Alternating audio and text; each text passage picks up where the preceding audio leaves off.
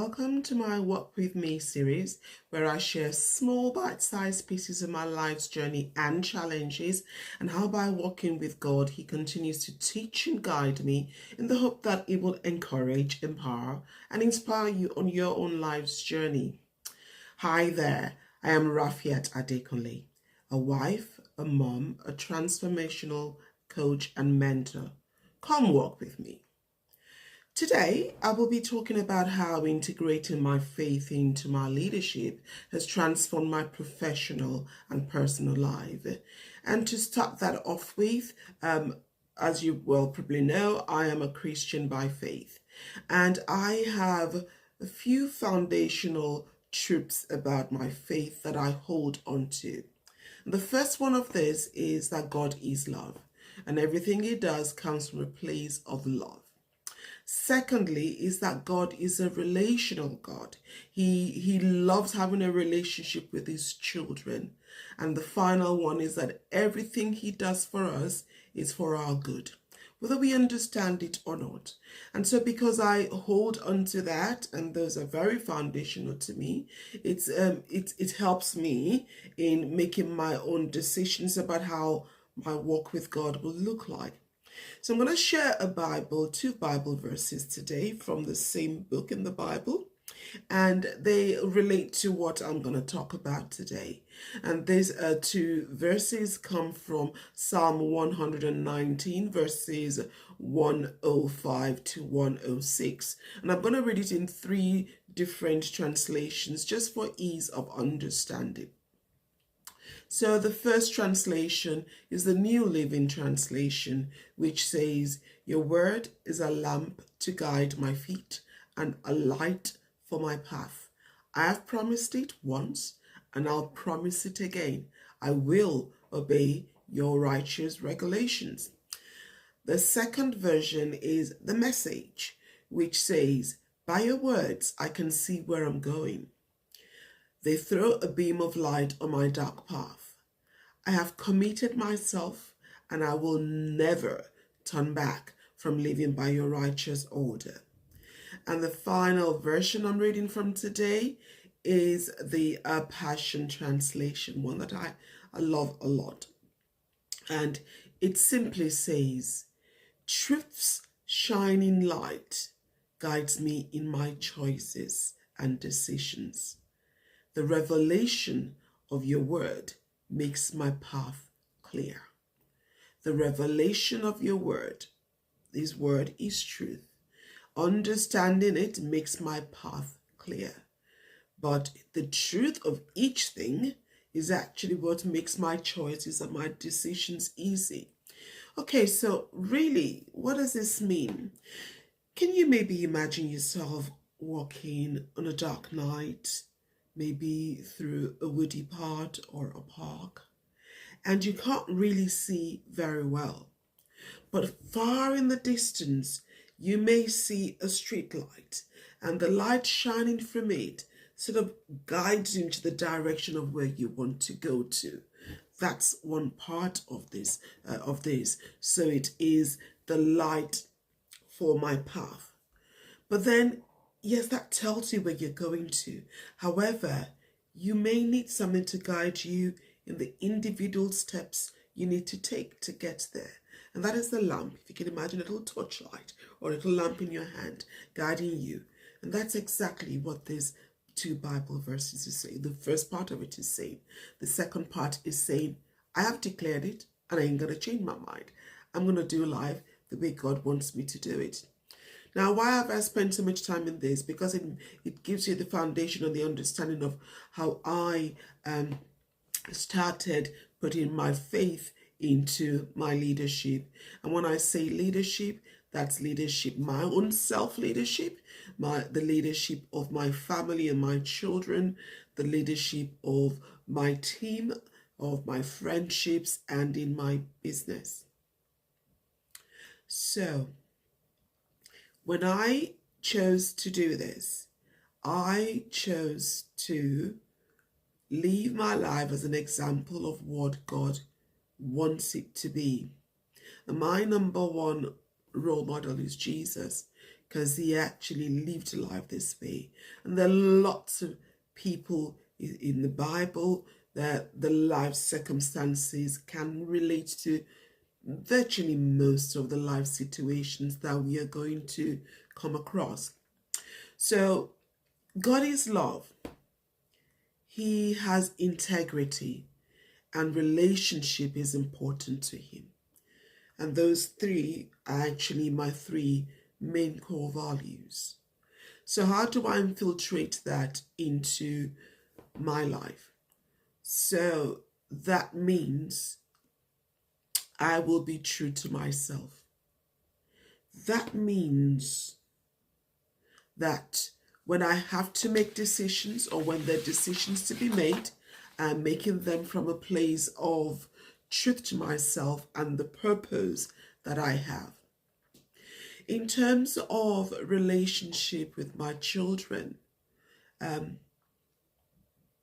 using these truths actually made life very easy, because firstly, we as parents had to live a life of example for them, and we gave them permission to call us out if we didn't. We made clear that we wanted to live a life according to God's will. And so when we showed up, spoke in any way, behaved in any way that was not as God will, they pointed and say, well, that's not God's will. So you're not being true to God. You're not being true to yourself. And they said this in different ways, from when they were little children to when they're adults right now. It also meant that when they, especially in the teenage years, when they, as teenagers want to be themselves and find themselves and do everything else every other person is doing, we didn't really have many arguments. We usually sort of said to them, okay, and if Jesus was sat next to you, would you want to be doing that? Do you think that's what he will like you to do? How do you think that would help your other friends when you behave this way? And things like that, teaching them to reflect on their actions and the possible consequences of it. And actually, were they being true to themselves, or were they just trying to follow the crowd? It also meant that we, as parents, had to be very careful not to exasperate our children. You could, as a parent, have many rules that it restricts even the creativity of your child or their personality. And we learned that actually less was more. The less rules and the more demonstration, the more you got out of your children. The less restrictions, but the more responsibility and trust, the more you got out of your children.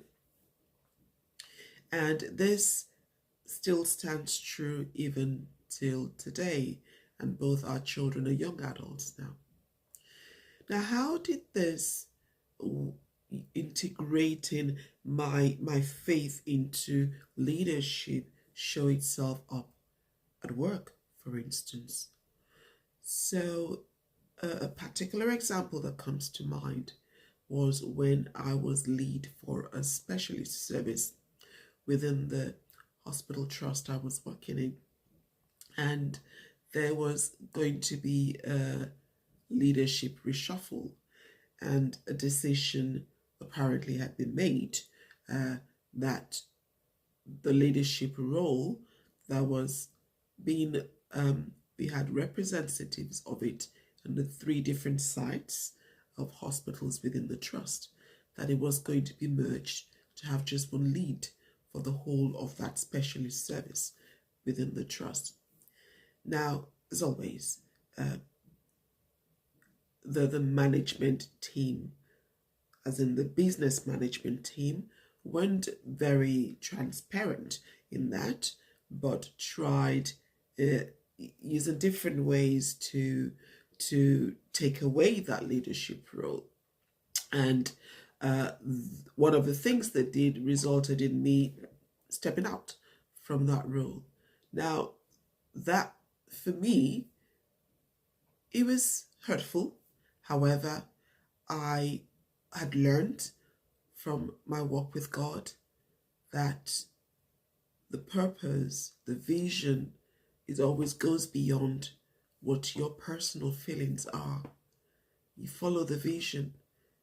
You follow the vision. You do what's best for the vision and the purpose. And for me, my vision and purpose at work was for us to have an excellent service in that specialty area. And so I could have, at that point, chosen to say, well, that's it. I have nothing to do with it. I will just come and provide the service and go. But I could not do that because one of those scriptures in the Bible says that we do everything as if we're doing it unto God. So if I'm doing everything as if I'm doing it unto God, I do it excellently, I do it to the best of my ability, and I do it from a place of love, and a place of relationship, and a place of integrity. And so, on the basis of that, I reflected and decided that rather than being just floating, I will be proactive in actually ensuring that in one small way, the integration of the slightly different ways of delivering the service on my side compared to the other sides, and the integration was seamless, or as seamless as possible. And I therefore reached out to my counterpart, who was now the lead for the specialist service, for us to sit down and work together, looking through our protocols, processes, and guidelines to ensure that it was integrated appropriately. And where there were slight changes from the different sites, we either reached a compromise or we specified those differences. So therefore, it meant that staff from any of the sites could work on any of the sites, which in itself was a breakthrough, because it meant that people had a taste of the different ways and the different types of patients from the different sites that we covered. And I'll say that working through all of that was challenging, because both of us are very strong-willed individuals. However, we both had the same purpose in sight: what was best for the service. And because we had that in sight, it meant that when there were areas of disagreement, we learned to listen to the other person, take the best from what each person was saying, and come out with what would be the best option for the service and the patients that we were serving. Doing this had several ripple effects. It showed to the whole team across the trust that we had one purpose, one vision, and that was excellent service to our patients and an excellent service to those on the team.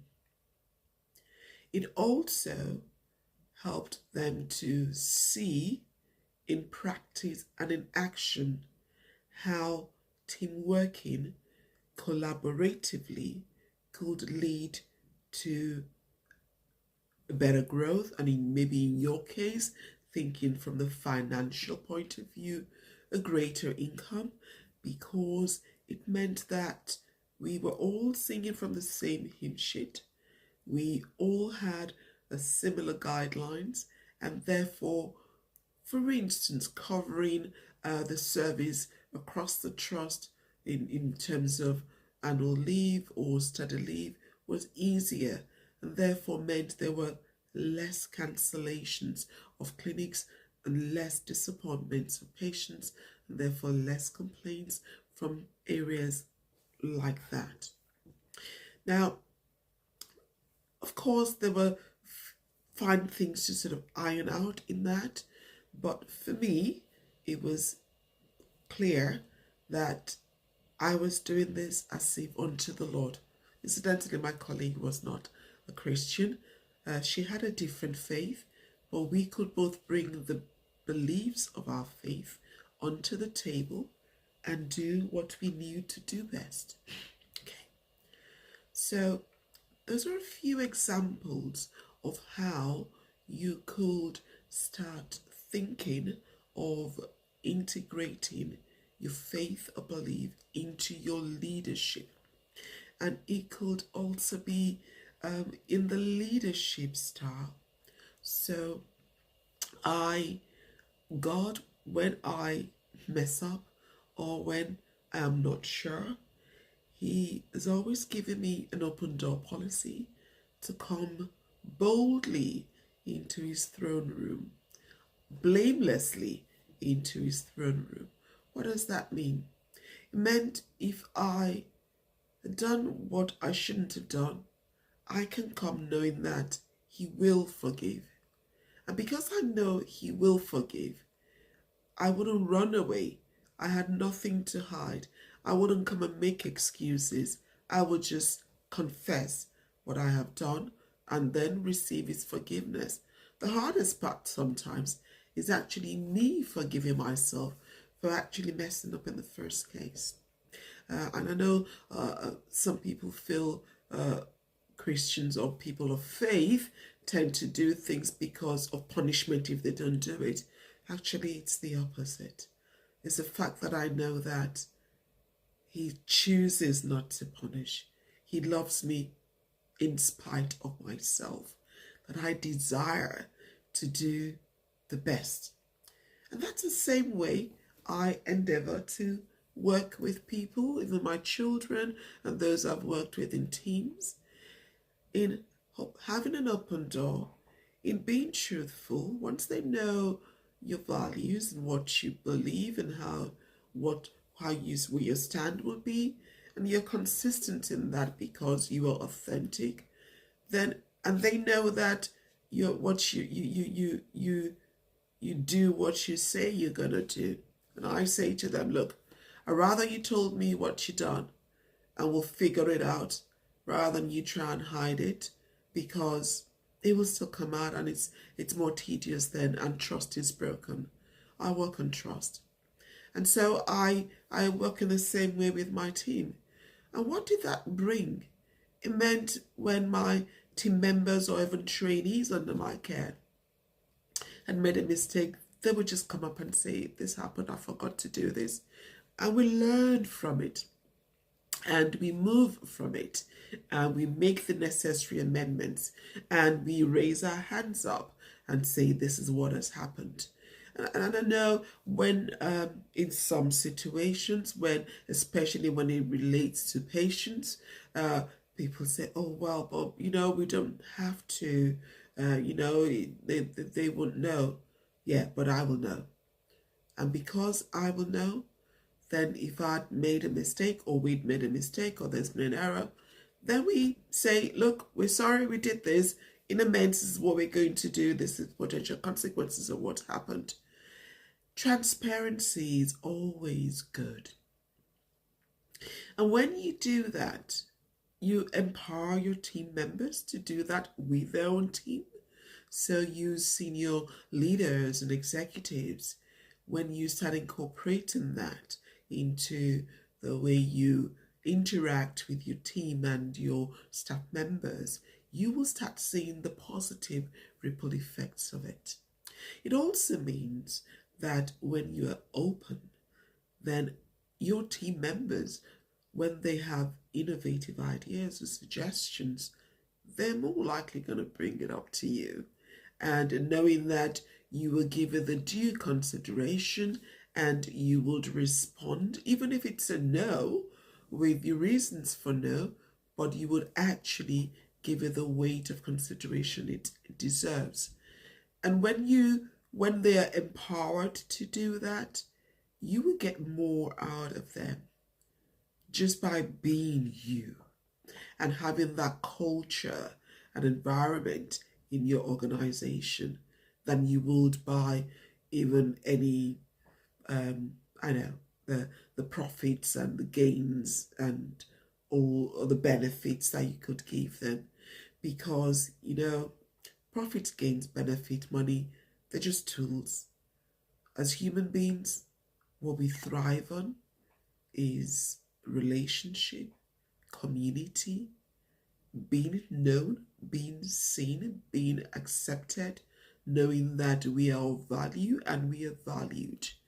And that is never, never in monetary terms. Yeah, the money is good, but it's never the monetary terms. Okay, so maybe a food for thought for you there. Maybe something you might want to consider. Maybe something you've already been doing, and maybe it's something you're not doing, you're not sure how to start. Then I would encourage you to maybe read the blog that I would put the link to in the description, which talks a little bit around that. And should you need further help in that, then please feel free to connect with me via my website, and I'll be more than happy to have a chat with you and see how I can point you in the right direction or start you off on that journey of integrating your faith into your leadership. So thank you very much for your time today. Like I say, if you'd like to know more, then do visit my website, rafiat.co.uk. The link to the blog will be onto my coaching website, which is coachedbyrafiat.com. And if this video was useful to you, inspired you in any way, then please like and subscribe.